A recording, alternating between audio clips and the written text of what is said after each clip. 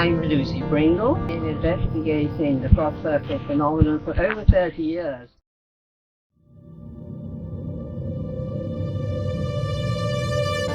My main interest is the medical research. At the moment, I'm investigating, with the help of somebody, a doctor from the Devon and Exeter Hospital, I'm investigating the temporary relief of Parkinson's. And this to me is a very, very important and worthwhile approach to the subject. It all came about really very gradually. I had a curious experience in 1990 when I was in a crop circle, and I had been flying the day before after a game of tennis in which I hurt my arm quite badly. And I wasn't certain that I'd even be able to fly or drive down to the airfield, etc. Well, I did. And when I was up in the air, it's just so wonderful. You're seeing everything from a different vantage, and it's unbelievably fantastic. And I was fine. But driving home, I realized I was in quite a lot of trouble with my shoulder. So we went into the circle, and I knew it was owned by a friend of mine, so therefore I would have permission to go in, because it's always important to have permission. And when I went in, I sat down in what I felt was the highest energy part of the circle. And as I was sitting there, I suddenly realized that energy was passing through my shoulders, a tingling. And so I wondered what's happening. And I thought, well, I lifted up my arm and it was cured. And then another friend of mine who was there, she had a very nasty condition called ischemic scleroderma. And her condition was such that she couldn't lie flat at night. She had to be propped up. And so I told Maggie, I said, come and sit here, Maggie. This is a very good spot. And she did. And she said, oh, this is wonderful. I'd love to stay here forever. So I went off to do some measuring and some dowsing. And when I came back, there was Maggie, flat out. And it didn't occur to me to start with. And she said, oh, Lucy, look, I'm absolutely flat on the ground. I said, oh, my goodness, Maggie, you haven't been able to do that for years. And she said, no, she hadn't. Anyhow, that lasted. The strange thing was that when she lay flat at night, she was so accustomed to being propped up that it didn't feel all that comfortable lying flat. But she was able to. However, it just regressed, and but she had really a recession for several months. Well, I got more and more reports. I've now got the largest database in the world. I've got over 800 reports of all the things that have happened to people when they go into the circle or even in the vicinity of circles, or even when listening to lectures, because we are electrical people and we live in an electrical world. And when you're seeing these figures and formations on the screen, they're giving out their energy. And this is what people don't realize. There have been quite a lot of people who find it they can't cope with it. And they've had to get up during a lecture and leave. And so I've had many really strange posts. In fact, one where somebody was in a wheelchair, and after the lecture, she came and chatted to me without her wheelchair. And that regressed again, but she had this period of being quite normal, walking absolutely normally instead of in a wheelchair. I mean, it's quite extraordinary, the effects I've had. And so it was gathering these reports, and I went up to the Royal School of Medicine to categorize them. And I've got the categories that this was the first one, oral, which takes in taste, and there's a very strange metallic taste that you often in a circle, not very pleasant. Tooth pain and unusual thirst, cranial headaches, really severe headaches. I've had severe headaches, and I've had that metallic taste. Ocular, visual changes, and hallucination. Then we get the auditory, hearing voices, music, etc. Gut, which is nausea, diarrhea, sudden hunger, etc. Systemic, which is dizziness, weak knees, leg pain.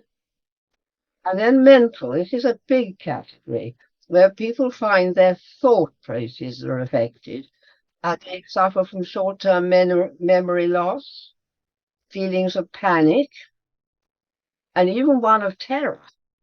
Then there's been, on the other side of the coin, there's peace, love, light, and disorientation, and also the feeling of a presence in the circle with you. So it may sound very bad, all these other ones, but in fact, I always say to people, if you don't feel well, come out right away.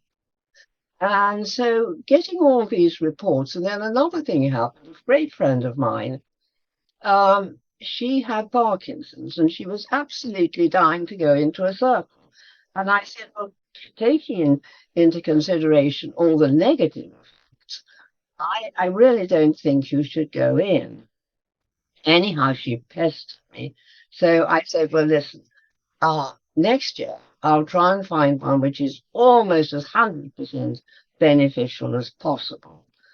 And one turned up at a place called Alton Pras in Wiltshire. And so I went in. I drove all the way down from Petersfield in Hampshire. And I went in every single day for a week.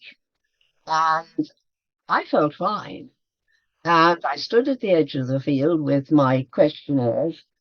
And everybody who came out, they felt 100% fine. And they've kindly filled in questionnaires for me. So I went back to Mary and I said, look, I think this might be the one for you, but it's entirely your own responsibility. And so she went in and she sat in the centre, and this is where we get time loss. She sat in the centre, she said for 20 minutes. Well, I've sat in the centre and I thought it was 20 minutes, when in fact it's been an hour and a half. I really don't know how long she stayed. But anyhow, she stopped shaking completely, not just for a few minutes, a few hours, but for 24 hours. Now, when you're shaking so many times per second, it just doesn't happen when you have Parkinson's. And so this really, I've been doing other research and I've been burying bottles of water inside and control samples outside. That was my early part of research. But then I decided I got to really do something quite positive about this. So I enlisted the help of somebody called Dr. Paul Gary, who is an advanced clinical physiologist from the Devon and Exeter Hospital. And of course, this is neurology. And doing all manner of tests. And we're doing saccadic eye movements, for example. Now, if you draw a pendulum very slowly across somebody's line of vision, in the Parkinson's sufferer, it goes in jumps and it's quite, you can see that the eye movement is in jumps and it's quite jaggedy, whereas those of us who don't have it, it's very smooth and gentle. Well, it was very interesting because we did the control tests, then we went into the circle, and then we did blind control tests afterwards. So that's 3 identical tests we have. And when she was in the center, well, in the circle, her eye movements went back to normal. I mean, you could say, well, she didn't have Parkinson's. And these are the sorts of things you can't fake. They're on your computer in front of your eyes. And all sorts of other things, glabellarite and glabellar tests, tapping in your third eye there. We can stop ourselves blinking when we do that. But when a Parkinson's sufferer, they can't. They blink, blink, blink, blink.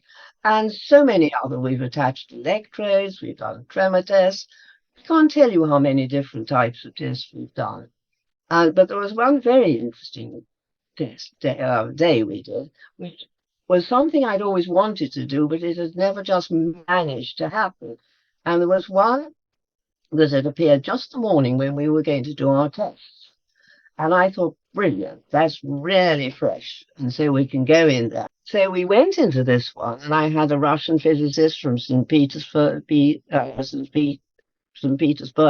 Konstantin Kurokov, a very famous scientist. I've had people from all over the world joining me on these. And we did our test. And when we looked at the results afterwards, there was no change whatsoever. So I thought, well, now what's happening?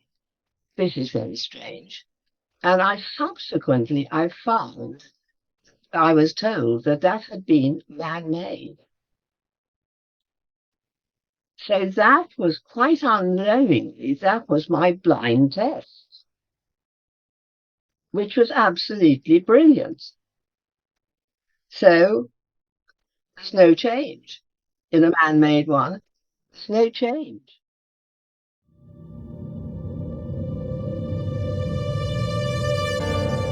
Well, you have to be the first person in before people trample. There are many, many signs that you can find if you're the first person in. For example, in the green crop, when it's immature, it has a green glaze or film that covers the stem and covers the leaves and the seed head. Now, if you hold that, run your finger and thumb up along the stem, you can easily rub that off, and then you just see the green underneath.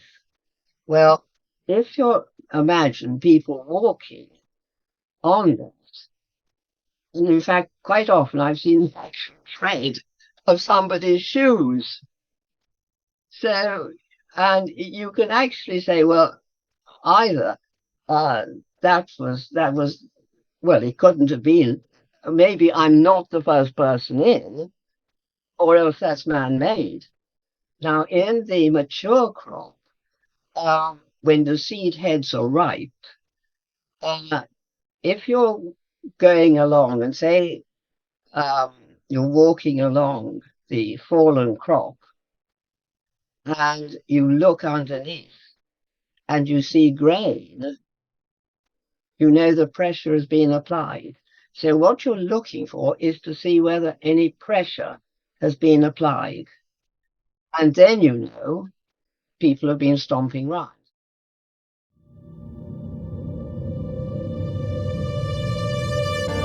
That's right, because it's as though it's rather like, when you put a baked potato in the microwave oven, it cooks from the inside.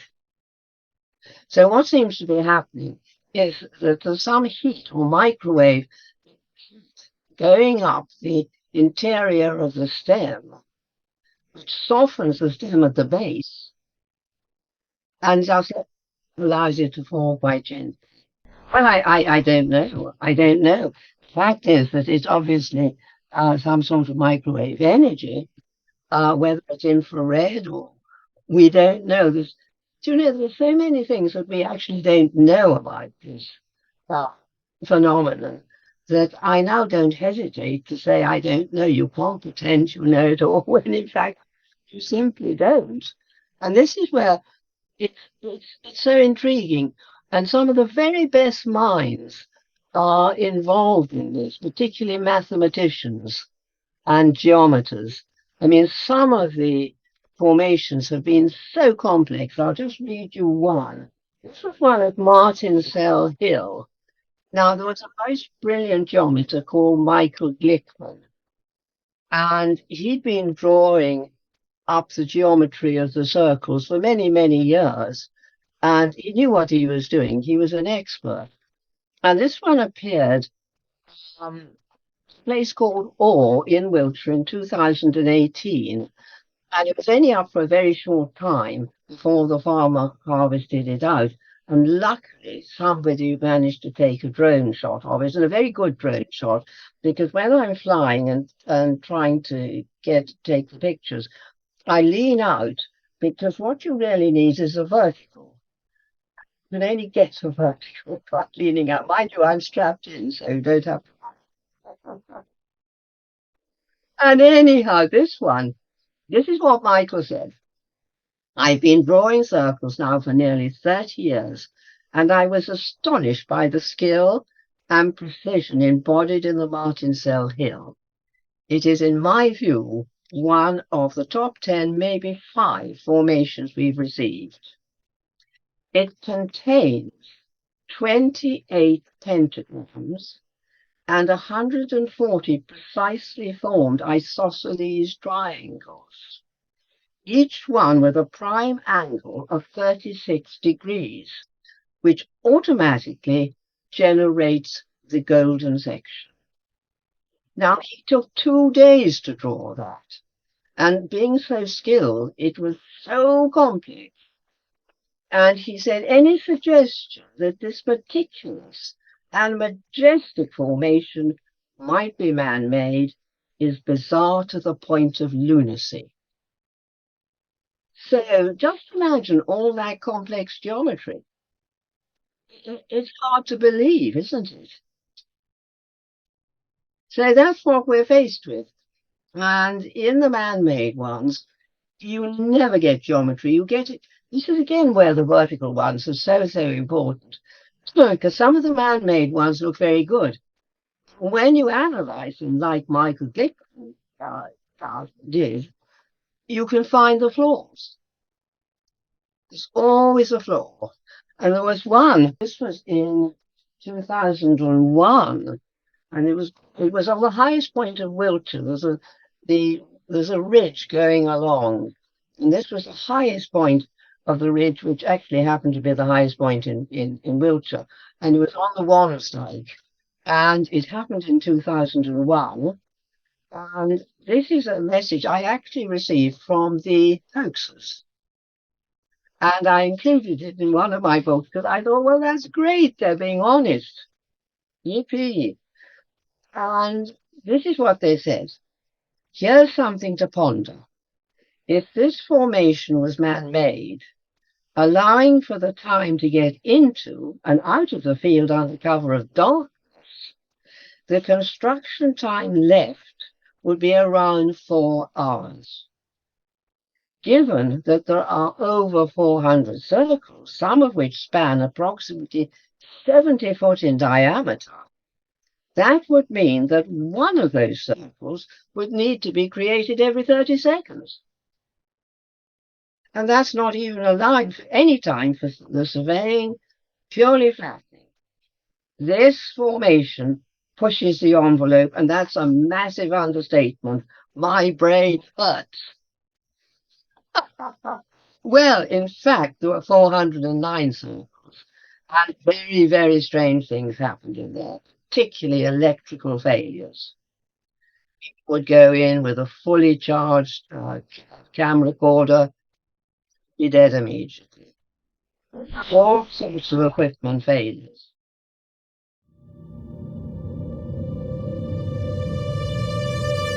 Absolutely. Well, you see, you're dealing with these subtle energies, and they actually affect the human system, our energetic system, if you like, our electronic system, because this is exactly what's happening, and this is one of these strange and very bizarre things that is happening. I'm now quite used to it, but this feeling of a presence is quite a strange one. It's bizarre, isn't it? Yes, well, we're dealing with the same sort of. It's all to do with these electrical energies and subtle energies, which we really don't quite fully understand. You know, there's an awful lot in this world. You find out the more you know, actually, the less you know. I mean, you know, it's a very true statement.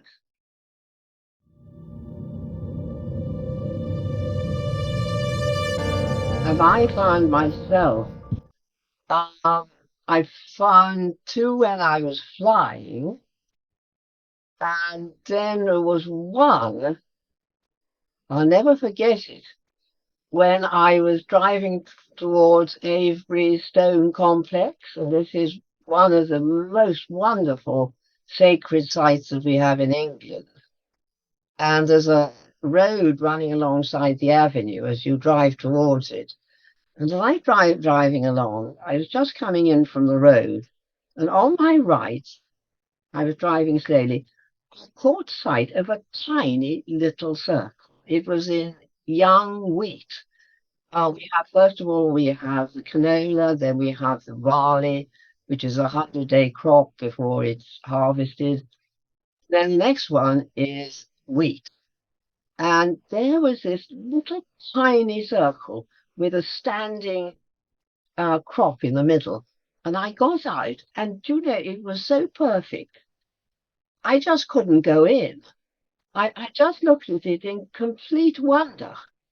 There were no marks on any of the stalks or on the leaves or anything. It was just incredible. And I hope that nobody would step on it and ruin it and just leave it. It was absolutely lovely. None of the stalks were damaged, and this is where you can see from quite a long way. That was immature, so there would have been a glaze on it. You know, grey film. Perfect.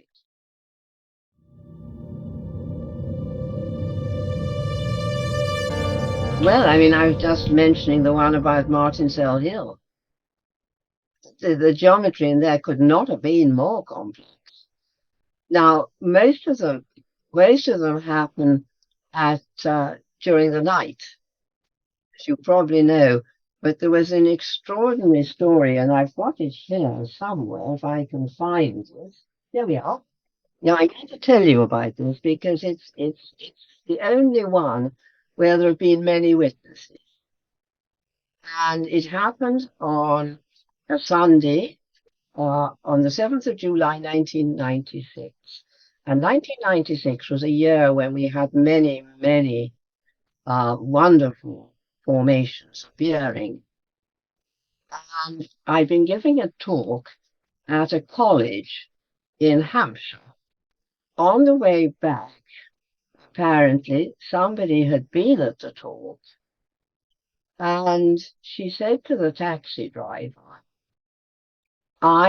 she said, I'd just been to the most fantastic talk on crop circles. She said, I saw one appear. And this got back to me, Trevor, and I thought, goodness me, this is amazing. In fact, she was the taxi driver herself. This was a great story. Anyhow, I managed to find her, and uh, I said, oh, you please tell me where this circle is, because I think that was in about 2002. I said, so far as I know, one hasn't appeared Stonehenge this year. I said there have been ones in 96, 97, and 2001, not this year. And I said I've made inquiries and all the rest. And she said, oh, no.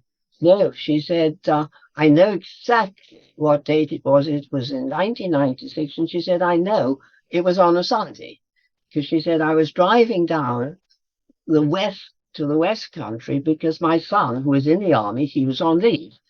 And she said, I know it was a Sunday because all the traffic was coming back and it was jammed up and all the rest getting past Stonehenge. She said she had almost a clear run.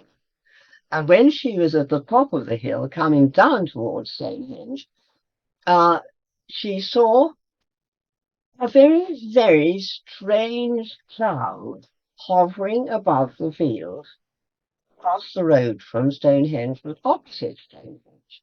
And she thought, well, that's a bit strange. It was an isolated cloud, behaving strangely. So when she got down towards the bottom of the hill, she saw a whole lot of cars pulled up on the verge of the road.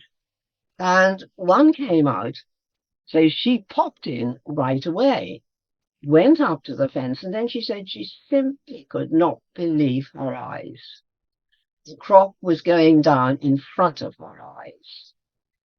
she said she couldn't see the shape because she was on the same level.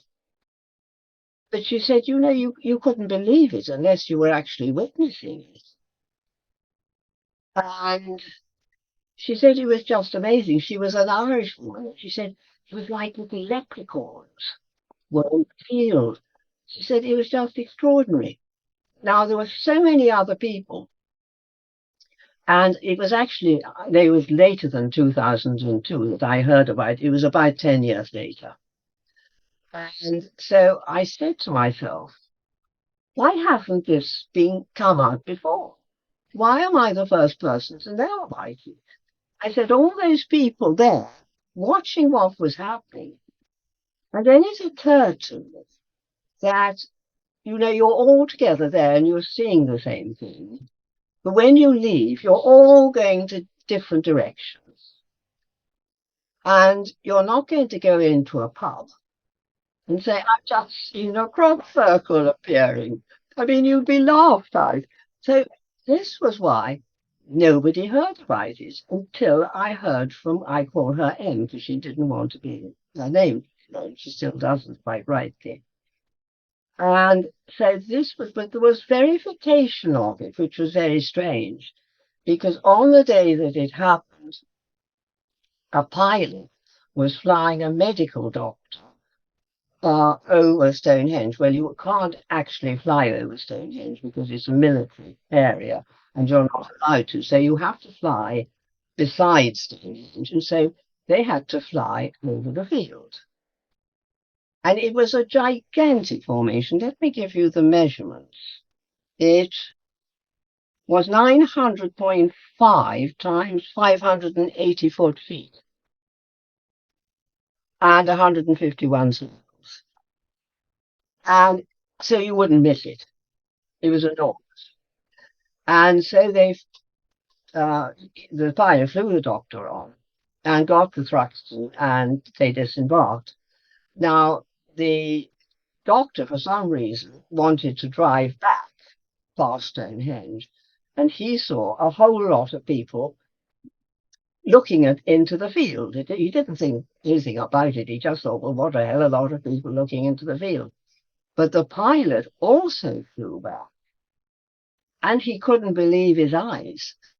Now, we have a time scale of 45 minutes in between, because in his log, he's got his logbook, when he landed and when he flew back. The farmer said he'd had somebody working in the field until I think it was 5:30. A gamekeeper said it wasn't there in the morning, and a guard from Stonehenge said it wasn't there in the morning. So we have this very, very precise timing. And so this was, I got in touch with one of my very kind scientists, who I'm not a scientist, so the scientists very take me on board. I wanted to know scientifically how long it would take. And so this scientist said, I made several inquiries and I understand it is generally accepted that as a result of work conducted in the 1990s, it's possible to calculate the time a formation takes to appear based on the size and number of circles. The method relates to the Earth's gravitational and magnetic fields. This predicts a velocity of the resulting vortex filament of some 10 foot per second. The filament propagates not unlike a solar flare.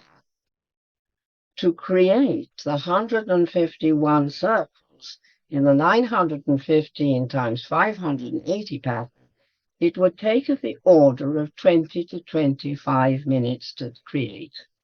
That's exactly the time well, in fact, it's less than we're working on. We worked on 45 minutes.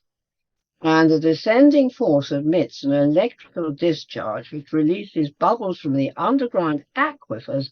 This is very important.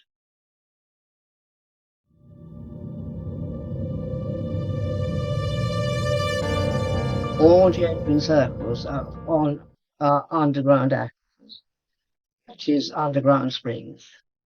And you get that in chalk.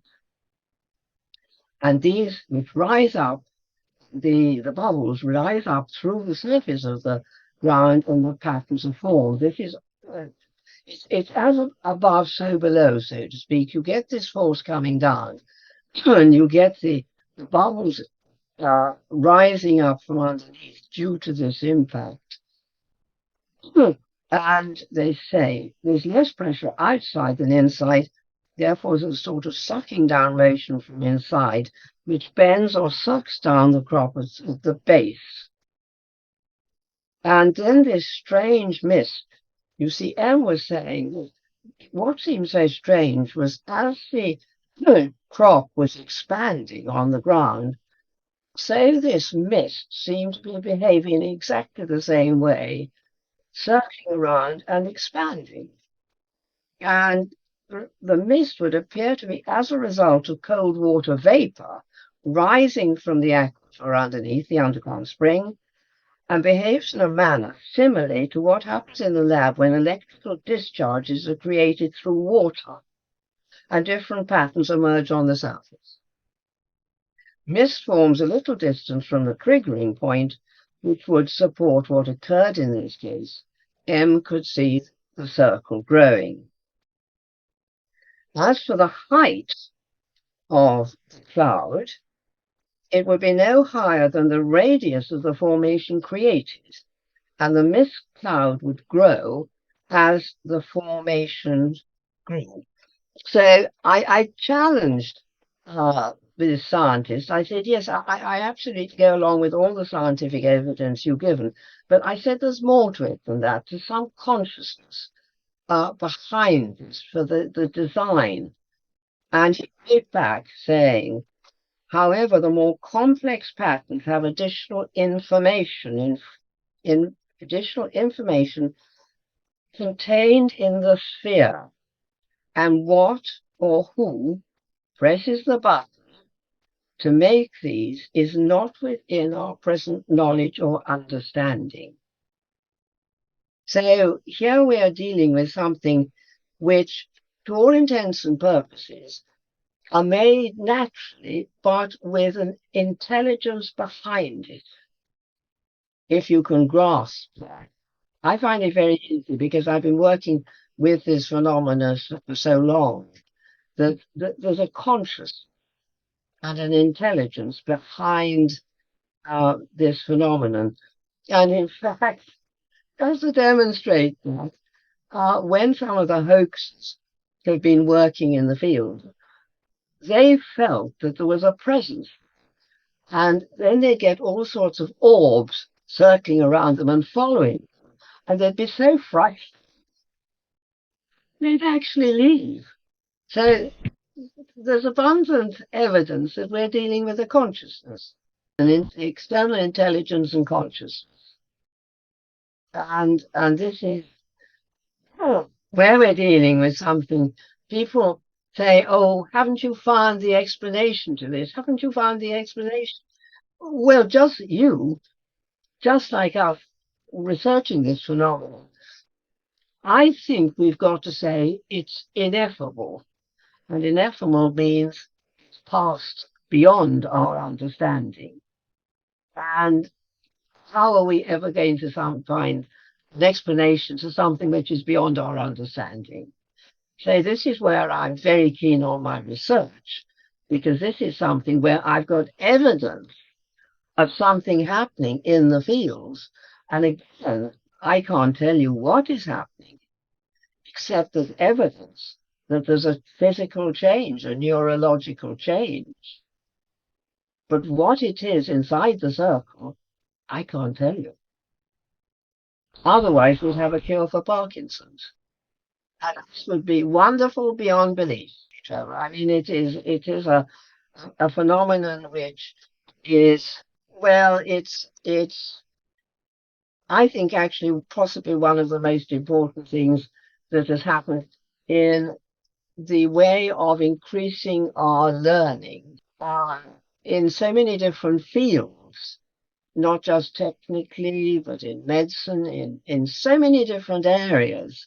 We're now using our brains in different ways to try and understand what's going on, which I'm sure you are in your quest. And I've had also stories of people actually thinking about a formation. We've had this on many, many occasions when people have meditated in a group and they've sat down and they've drawn a shape beforehand. They've agreed upon a shape and they meditate on that shape and they ask the consciousness, whatever, if this could appear. And we've had many, many instances within days. In fact, there was one where I can't tell you exactly, but there were a certain number of people, certain number of females, certain number of males, and the mathematical content of that absolutely fitted in with the total number, and also separately the number of males and the number of females. It was beyond them. Consciousness doesn't come from the brain. It only is transceived by the brain. The consciousness acts as or a conduit, if you like, that comes into our consciousness, that we got this intelligence or consciousness outside, which does not originate in the brain. But the brain is purely the tool to transmit it to us. And what that is, I have no knowledge whatsoever, but I'm perfectly happy not to have any knowledge, just the very presence that, well, we know that the universe is conscious. So we live in a conscious universe, which happens to be electric universe. So we can look at it in many different scientific ways, but it still comes back fundamentally to the fact that we are privileged, those of us who are sensitive enough to be able to accept this consciousness beyond our brains, which is being given to us.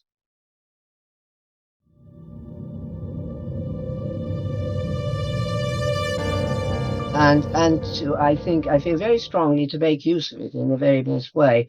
And it's rather similar to going to Stonehenge or going to Avebury, where there's these wonderful, wonderful, great big megaliths.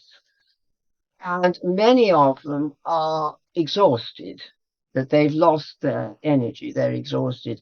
And this what happens, and I'm sure you'll understand and agree with this. People go up and they take the energy, they draw the energy from it, and they don't think of giving their energy back. And this is what I always say to people: you've got to give some back. You're going to drain something. If you can drain human beings by taking their energy, you've got to give back. And I feel very strongly about this. All the wonderful stones megaliths, these wonderful megaliths, they still have energy, because a lot of people, like the Druids, who worship the ancient religions and are really one with nature, they are very conscious of this, that you've got to give back. And so they, I think, nurture the stones, whilst many people, I don't think they do it maliciously in any way, but they're just, I think if you're given a present, quite often you want to give one back, don't you? Or you want in some way to thank that person by giving thanks, or different ways of doing it. It's just the same as the stones. And I always thank the circles, consciousness in there. And I know people, and I very often do the same. As I'm walking towards it, I can feel the energy and I can dowse the energy because it has a very big, some of them have huge auras. And in fact, one of my medical people, she knew exactly when she was approaching that she'd come into the aura because her knees went completely weak. And she said, "Oh, I've hit the energy of the circle." She might be a long way away from it. And they have this terrific energy radiating from it. And there was one pilot who was flying over a circle once, and all his instruments went haywire, and he swore he'd never fly over a circle again. Yes, and many people, certainly when they go into places, well, certainly into circles, they give what I call little votive offerings. And there's a place called West Kennet Longbarrow, which is one of the most famous in England, and one of the most ancient. It goes back. It's older than Avebury. It's older than, well, yeah, Avebury is older than Stonehenge. Then you go back even further to the Göbekli Tepe temple in Turkey. I don't know if you've heard of that. Oh, that's amazing. That goes back maybe 12 or even 13,000 years. That was before any prehistoric man had any steel instruments, metal instruments, to do the most wonderful carvings on the architecture, on the pillars. And the interesting thing is that the mathematics, the geometry in the Göbekli Tepe temple, which is the oldest in the world, is the same geometry as you're finding in the circles. And it's exquisite geometry. If you're interested, you should look it up. And it survived the awful earthquake that there was in Turkey this year. And I was so worried that this would be ruined and destroyed, but it wasn't. It escaped. But it is a fantastic, absolutely fantastic place. And it was really only discovered by a shepherd who was taking his flock of sheep, and his dog was worrying at some stones. And so the shepherd went up and he started moving away the earth, and then more and more and more. And he thought, well, heavens, what is this? This is something important. So he went and reported it. But this was only in, I think, last century. And it's been there for 11, 12, 13,000 years.